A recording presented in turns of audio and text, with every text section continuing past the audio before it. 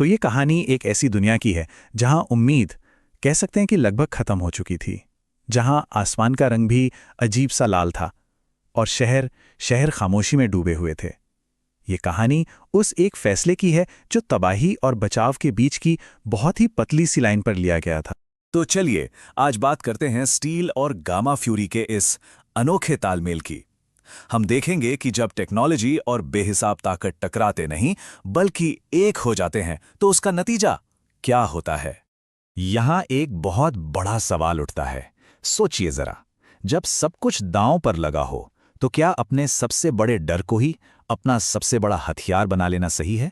यही वो सवाल है जो इस पूरी कहानी के दिल में है। तो कहानी का पहला चैप्टर शुरू होता है आयरन मैन के उस एक फैसले से। एक ऐसा फैसला जो दुनिया को या तो बचा सकता था या फिर हमेशा के लिए खत्म कर सकता था। उस वक्त दुनिया मायूसी के अंधेरे में डूबी हुई थी। थैनोस की बस एक चुटकी ने आधी आबादी को राख में बदल दिया था और इसी निराशा के बीच ब्रूस बैनर अपनी सबसे बड़ी जंग लड़ रहा था। पता है किससे? खुद से। एक ऐसी जंग जहां उसका अपना ही गुस्सा, जो हल्क बनकर सब कुछ तबाह कर सकता था, उसका सबसे बड़ा दुश्मन था। और यहीं पर कहानी का सबसे बड़ा टकराव सामने आता है।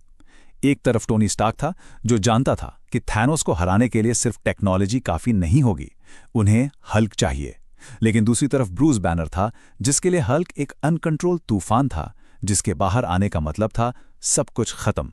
और इसी मुश्किल के बीच आयरन मैन ने वो बात कही जो इस पूरे मिशन का आधार बन गई। उन्होंने कहा, इस दुनिया को बचाने के लिए कभी कभी खुद को खोना पड़ता है। ये सिर्फ एक लाइन नहीं थी, ये एक बहुत बड़े जोखिम को उठाने का ऐलान था। तो फैसला तो हो चुका था, अब बारी थी उस ताकत को जगाने की जिससे हर कोई डरता था, मतलब हल्क के जागने की। और जैसे ही थॉनोस का जहाज धरती पर उतरा, जमीन कांप उठी, आसमान में बिजलियां कड़कने लगीं।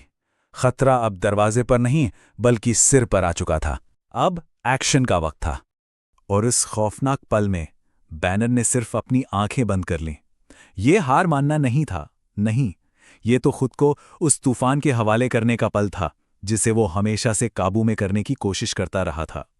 और फिर एक जोरदार धमाका हुआ, एक चीख गूंजी, हड्डियों के टूटने जैसी आवाज आई और वो शक्ति बाहर आ गई जिसे बुलाया गया था।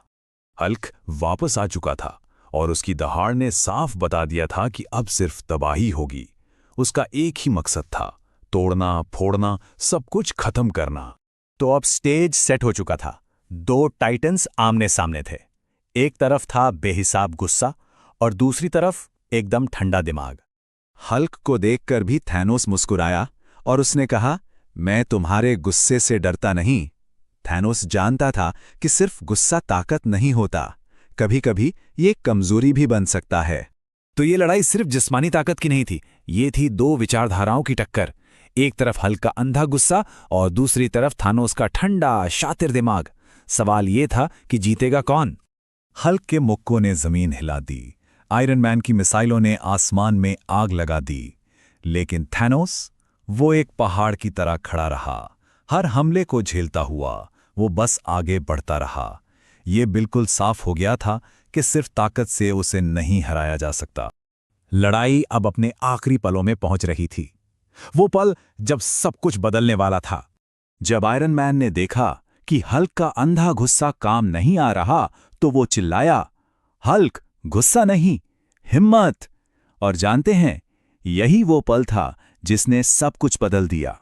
उस एक पल के लिए हल्क रुक गया और उसकी आंखों में सिर्फ गुस्सा नहीं था बल्कि दर्द और एक समझ भी थी। उसने अपने गुस्से को एक दिशा दे दी, उसे एक हथियार बना लिया।